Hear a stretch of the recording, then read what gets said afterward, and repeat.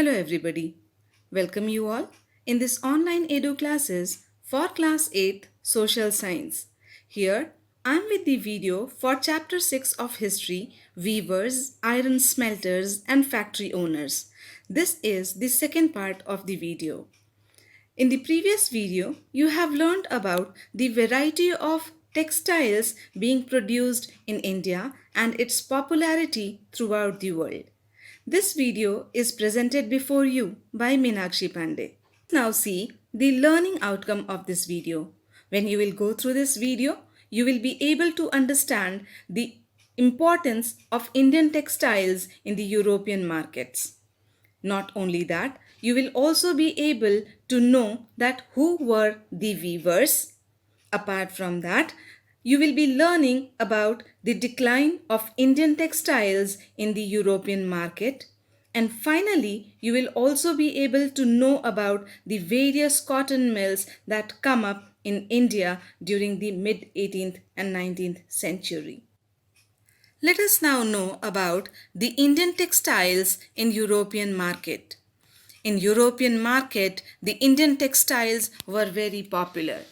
By the early 18th century, worried by the popularity of Indian textiles, wool and silk makers in England began protesting against the import of Indian textiles. In 1720, the British government enacted Calico Act. This act suggested that the cotton textiles called as chains in England would be banned. At this time, the textile industry had just begun to develop in England.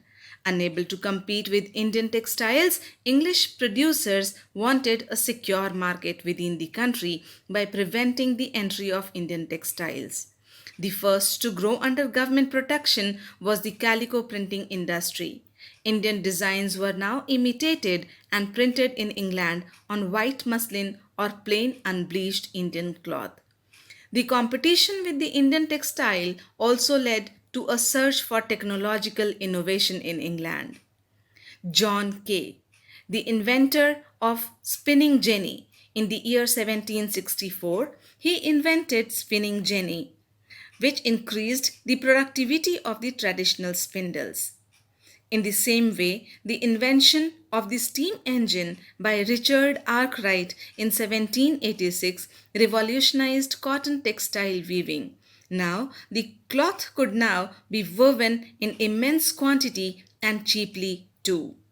However, the Indian textiles continued to dominate world trade till the end of the 18th century. The European trading companies, the Dutch, the French, and the English made enormous profits out of this flourishing trade. Now, let us know that who were the weavers. The community who were specialized in weaving cloth. They were called by different names at different places like Kaikolar, Devang, Sal, Julahas, or Momains. We would be learning about the way of weaving now. There were several stages which were being involved in the production of the cloth. For example, the first stage of production was spinning, a work which was done mostly by the women. The charkha and the takli were the household spinning instruments used by them. When the spinning was over, the thread was woven into cloth by the weavers. In most communities, weaving was a task done by men. For coloring the textiles, the thread was dyed by the dyer known as rangraj. For printing the clothes, the weavers needed the help of specialist block printers known as chippigars. Handloom weaving and the occupation associated with it provided livelihood for millions of Indians. Let us now know the decline of Indian textiles. The development of cotton industries in Britain affected textile producers in several ways. Indian textiles now had to compete with the British textiles in the European and American market. Not only that, the exporting textiles to England also became increasingly difficult since very high duties were imposed on Indian textiles imported into Britain. Let us now know that what were the impacts of these restrictions. The thousands of weavers were jobless. European companies stopped buying Indian goods. By 1830, British cotton cloth flooded India's market. By 1880, two-thirds of all the cotton clothes worn by Indians were British made.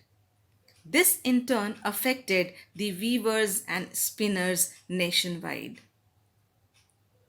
Handloom weaving did not completely die in India because the Sholapur and Western India and Madura in South India emerged as important new centers of weaving in the late 19th century.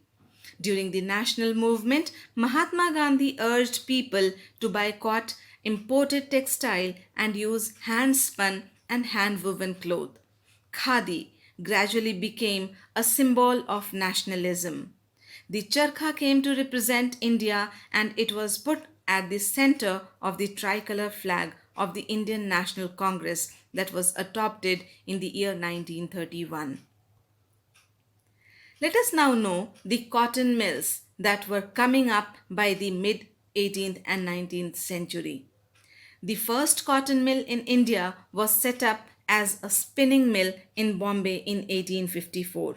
From the early 19th century, Bombay had grown as an important port for the export of raw cotton from India to England and China.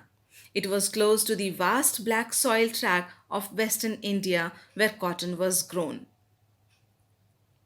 It was close also when the cotton textiles mills.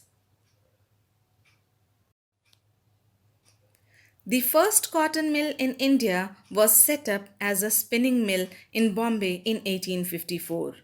From the 19th century, Bombay had grown as an important port for the export of raw cotton from India to England and China. It was close to the vast black soil tract of western India where cotton was grown. When the cotton textile mills came up, they could get supplies of raw material with ease. By 1900, over 84 mills started operating in Bombay. Many of these were established by Parsis and Gujarati businessmen who had made their money through trade with China. Growth of cotton mills led to a demand for labor. Thousands of poor peasants, artisans, and agricultural laborers moved to the cities to work in the mills. With this, we have come to an end of this video. But before leaving, we would like to talk about that the first major spurt in the development of cotton factory production in India was during the First World War, when textile imports from Britain declined and Indian factories were called upon to produce the cloth for military supplies. We will be meeting in the third part of the video with understanding about the iron and steel industries. Till then, thank you and take care.